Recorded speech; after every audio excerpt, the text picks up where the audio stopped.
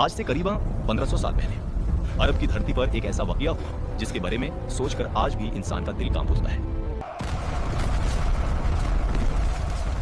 उस वक्त अरब की जमीन पर काबा कायम था, अल्लाह का घर। लोग उसको इज्जत और तजीम से देखते। लेकिन दूर येमेन में एक ताकतवर हुक्मरान अब्राहा रहता था। उसका दिल हसद से भर गया। उसने अपने मुल्क में एक बड़ा गिरजा बनवाया था। सोचा था कि लोग उसको देखकर दीवाने हो जाएंगे।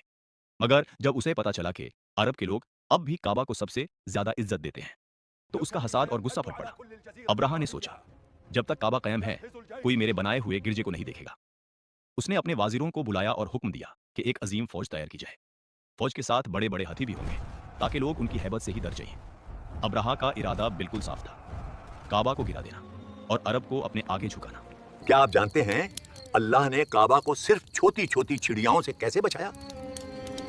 जब ये फौज सहराओं से गुजरी तो धूल के बदल उठ गए। जमीन पर हाथी की चाल से हल्की हल्की लर्जिश महसूस होती। अरब के लोग दौर से इस फौज को देखकर घबरा गए। किसी ने कभी इतनी बड़ी फौज नहीं देखी थी। बच्चे रो रहे थे, औरतों के चेहरे सिफ्ट पर गए थे और मार्ड फिक्र में डूब गए थे। सबके दिल में एक ही बात चल रही थी, आज काबा को खतरा है। जब अब्राहम मक्का के करीब पहुंचा तो लोग हजरत अब्दुल मुत्तलिब के पास गए। أيها الناस لا تخافوا إن لرب هذا البيت حاملا। ये अल्फाज आज भी तकात और यकीन का सबसे बड़ा दर्स है। अब्राहा ने जब काबा की तरफ बढ़ने का हुक्म दिया तो उसका सबसे बड़ा हाथी, जिसका नाम महमूद था, एक दुम रुक गया।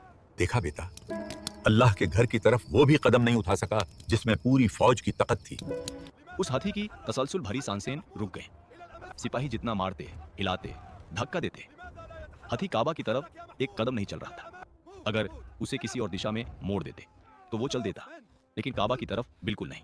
अब्राहा परेशान हो गया कि ये क्या हो रहा है। इसी उलझान के अंदर था कि अचानक आसमान की रोशनी बदल गई। बेटा, जब आसमान छुप हो जाए समझ लेना अल्लाह का फैसला करीब होता है। हवाएं रुक गईं। सूरज जैसे धीरे धीरे धुंधला हो गया। लोगों ने